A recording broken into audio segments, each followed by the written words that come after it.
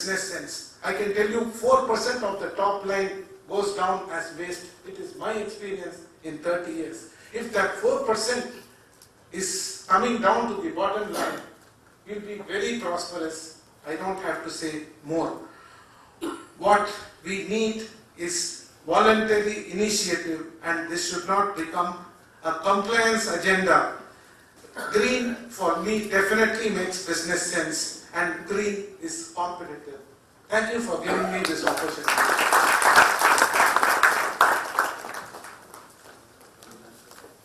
Thank you, sir, for sharing your thoughts on this theme. Ladies and gentlemen, it gives me indeed a privilege to introduce our distinguished chief guest for today. Dr. R. Sitaram is the Chief Executive Officer of Doha Bank. He's a prominent personality in the banking industry throughout the Middle East, an economic expert who has achieved remarkable success for his contributions to banking, trade, investment, economics, environment, social responsibility, philanthropy, and charity. He is a recipient of multiple doctorates from leading universities of the world, including PhD in Green Banking and Sustainability from Sri Sri University. He has been named the best CEO in Middle East 3 times in the last 10 years and World Leader Business Person. He has received the Businessman of the Year award in 2015 from Qatar Today, also honored with the prestigious Gold Steve Award for the Executive of the Year in 2014 from the International Business Awards in Paris. A leading top-tier bank CEO, he has transformed Doha Bank as one of the best performing banks in the Middle East region. He is a high-profile economist and is invited on a regular basis by international media such as BBC, CNN, Bloomberg to share his views. Ladies and gentlemen, I now invite our chief guest to deliver the honor.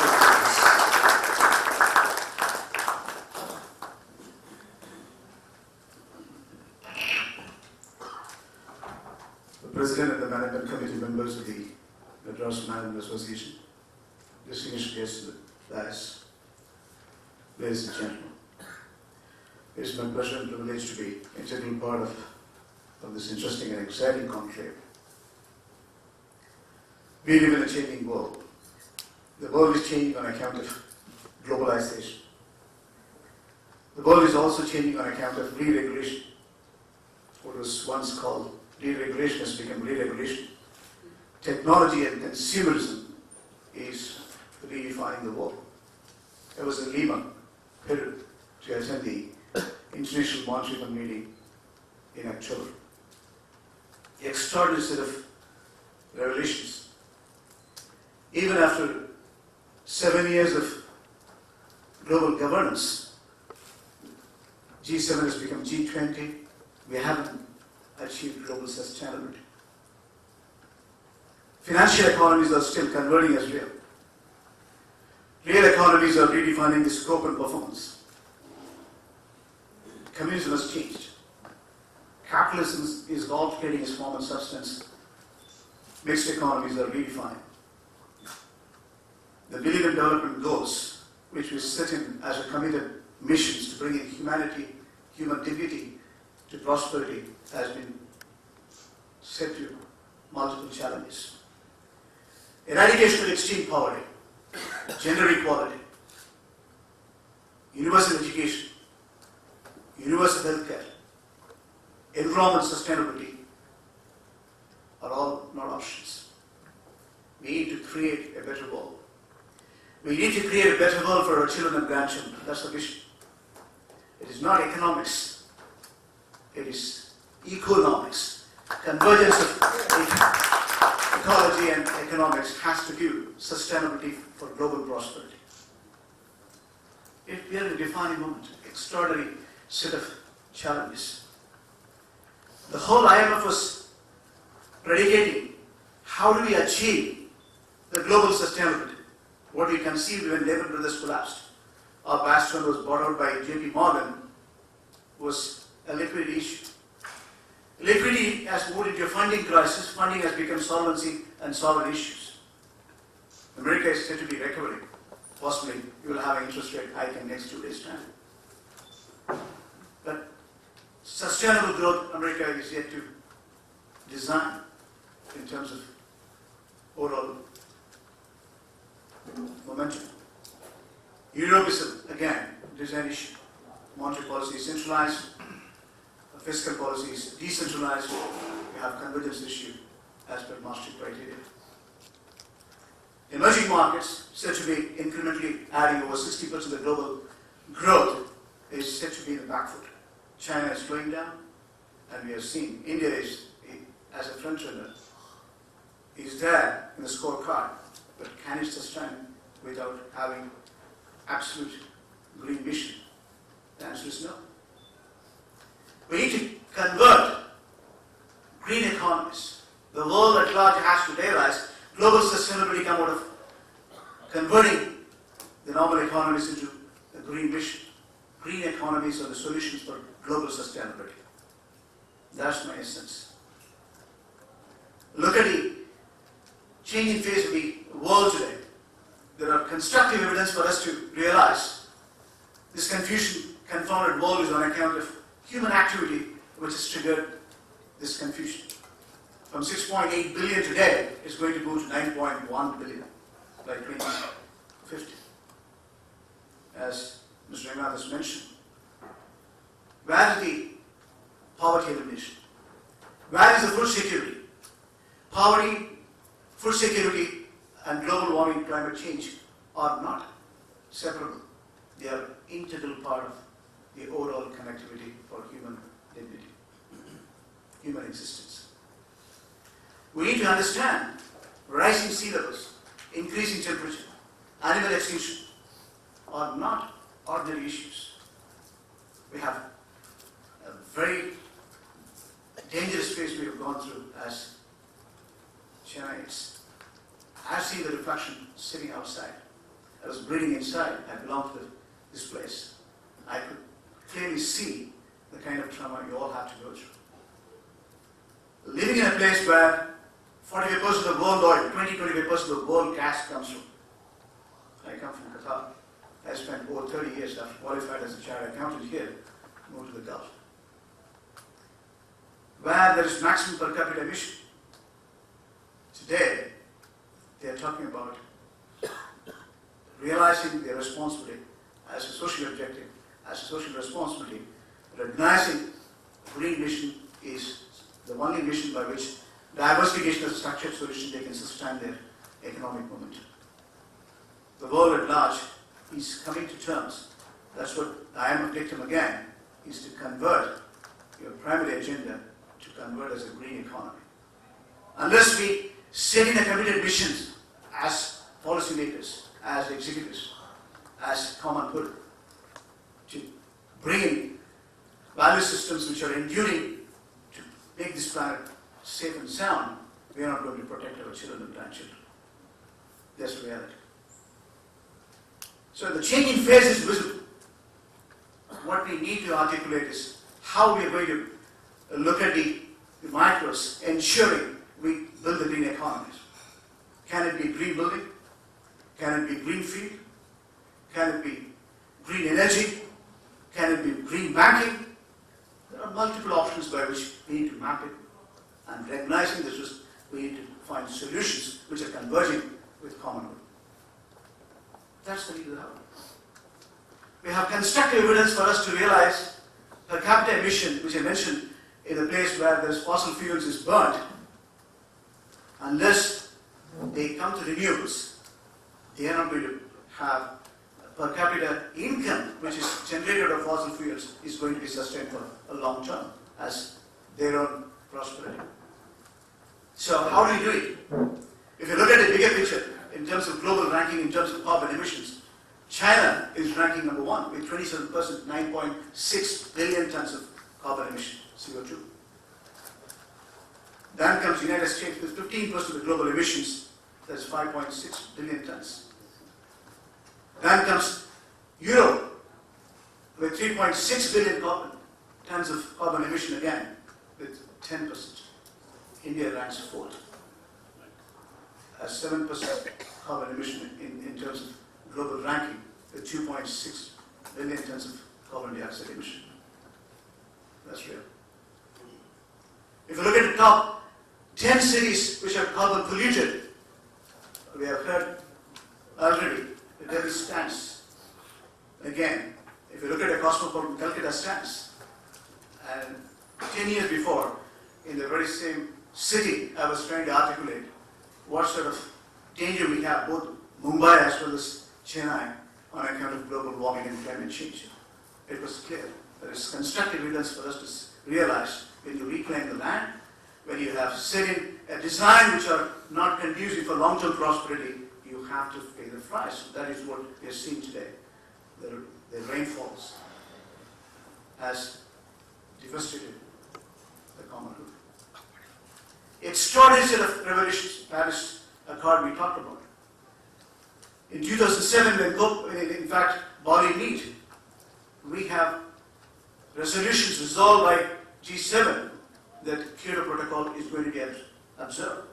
The compliance architecture, which needs to be fulfilled by both developed countries and developing world, needs to come to terms to setting a right kind of agenda to see. Not only you have to reduce the carbon emission, you also have to neutralize it by creating carbon neutral process. Renewable is a solution. Solar is a solution. Wind is a solution. And again, thermal is a solution. Biofuel is a solution. Biomass is a solution. Not that there are no alternates. We need to inculcate habits at a G level, government level, as well as individual level. Individual institutions, countries or continents who are not realizing the green missions will perish. We can't sustain the prosperity.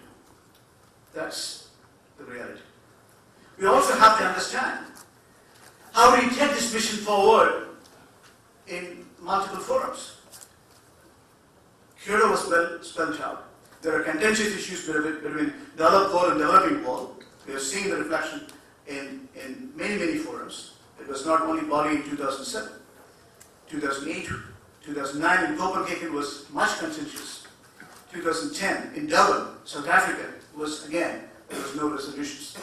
2012, which we hosted, Doha, COP18, was a reflection of Doha Climate Gateway. I was instrumental in designing the overall resolutions, but the execution is faulty. The execution is really faulty. Now, if you look at 2013, where I was in Poland, Warsaw, we have seen the reflection. They're setting a momentum to see that Peru in 2014, they will have a compliance architecture well defined and carbon emission reductions by industrial world as well as developing world will come to conclusion. But they can only set limits. Paris Climate Gateway was supposed to resolve as we speak. The issue is being discussed. Possibly tonight we will have some sort of resolutions. Now, the good thing is, between 2014 to 2015, if you compare, the carbon emission has regressed by 0.86%. That's very positive. And on an annual incremental basis, we have 2 to 3% growth in terms of carbon emission. That was consistent throughout the decades. Now, there were some incremental values. We have Solar Alliance was formed. India and France came together along with 18 other countries to set in. How do we commit for trillions of dollars? Multiple billions and trillions are required to make sure we extract the nature to a best advantage to see carbon neutral process can be initiated. That's one very good development. Again, Carbon Solar Council was the next development in this Paris meet. 118 countries, again, coming together, signing declarations. They will be setting up a new committed missions to carbon neutral process. America was in the lead table, and China is going to have the secretariat, and India is a party to it. That's significant in real order, in terms of global prosperity. This is not confined to few resolutions or deliberations or few decisions alone. How do we create a culture which is going to bring global prosperity? How do we make sure investments are coming in renewables? $270 billion was committed last year. 138 billion came from developed world. 131 billion came from developing world. topping of the list again, 86 billion worth of renewable was committed by China. Then comes 68 billion came from United States. Then comes Japan. India put 7 billion on the table. But Indian economy is prosperous. Indian economy is said to be liberalizing and building the brand equity. We have seen, as I mentioned, global ranking as a balanced scorecard. We are the front runner. This century belongs to India. Make no mistakes. This century belongs to India by core economics. Can we sustain our heritage, our value systems, our civilizations? It's all profound, deep-rooted. Our oneness as a cultural partner is extraordinary for us to relish. India is globalization in real order. India is everywhere. India's culture is globalized. Indian food is globalized. Indian heritage is globalized. Indian temples are getting globalized. Can India sustain as a frontrunner? Underlying fundamentals are very strong. You have demographic dividend. You have convergence of politics that's required to make sure we make the policy decisions to sustain the way forward. Can we bring in green as our committed missions? Can we bring green banking? That's one of my committed mission as well. Having come from the maximum per capita emission block, I have declared 15 years before that I will convert this desert-based bank into a green bank. So what did I do? I realized, as an alternative to the per capita emissions, if they have to be socially responsible, where they have maximum revenue generation on account of carbon emission by oil and gas and petrochemicals, they can engage in alternates. Today, we have seen the reflection in the Gulf states. 365 days sunshine, arid zones, multi-billion dollar developments are taking place. Come and see the prosperity. 19 billion worth of a city is being built in Abu Dhabi called Masdar City. Perhaps some of you must have seen it.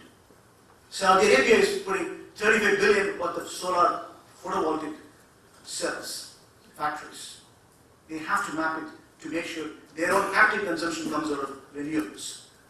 Qatar and Oman, again, engaged in multiple form and substance to use photovoltaic facilities to have constructive engagements to reduce the carbon emissions. Otherwise, they will be under the sea in centuries. That's the reality. One has to invest. How do we go about it? The committed missions today is profound. When it comes to renewables, we have multiple choice. India itself is going to convert the existing 4,000 megawatt into 100,000. That's a tall order. It means every single year, next 7 years, you have to invest in 2022. That's what Mr. Rangnath was asking. It is 2022. We have a committed mission to convert 100,000 megawatts. If you have to do it, you have to invest not less than 14,000 every year. It requires thousands of billions of dollars. We need to bring this foreign direct investments. India is raising its bar in terms of global governance. So the IMF or World Bank. India brand equity is getting built. India's sustainability in terms of global prosperity and global ranking will come only if you convert in real order as a green economy. Green banking is a solution. My profound simplification of this fact, green banking is very simple.